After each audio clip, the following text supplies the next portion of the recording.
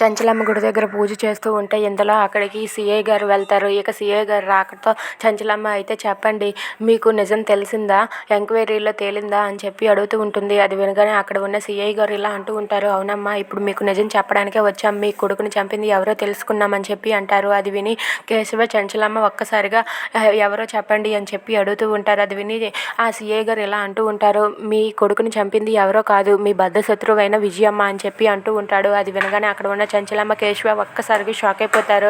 ఇక అక్కడ ఉన్న చంచలమ్మ అయితే కోపంతో రగిలిపోతూ ఉంటుంది. అలా కోపంతో రగిలిపోతూ ఆ పూజ మధ్యలో ఆపకూడదు అని చెప్పి పూజను అయితే అలా కొనసాగిస్తూ ఉంటుంది. ఇక పూజ అయిపోయాక చంచలమ్మ అయితే చాలా కోపంతో ఫాస్ట్గా అక్కడ ఉన్న బుల్లెట్ బండి తీస్తుంది. ఇక బండి తీయగానే అక్కడ ఉన్న చంచలమ్మ బండి తీయగానే సింధూర అలాగే కేశవ వాళ్ళైతే ఎంత ఆపినా సరే ఆగకుండా తన మెడకి ఒక తుపాకీని కట్టుకొని నడుము కట్టుకొని తనైతే అక్కడి నుండి బయలుదేరుతుంది. ఇంతలో విజయమ్మ ఇంటికి ఊరు జనమంతా వస్తారు. ఏంటి ఇలా వచ్చారని చెప్పి అనగానే, మీరేంటి కార్తికేయ బాబుని మీరు చంపడం ఏంటి, ఇప్పుడు చంచలమ్మ గారు మిమ్మల్ని చంపడానికి రావడం ఏంటి, ఇదంతా ఏంటి, ఎందుకు ఈ పగలు కుట్రలు కుతంత్రాలు అని చెప్పి అంటూ ఉంటారు. ఇంతలో చంచలమ్మ అయితే చాలా కోపంగా విజయమ్మను చంపడానికి బండి మీద అలా వస్తూ ఉంటుంది.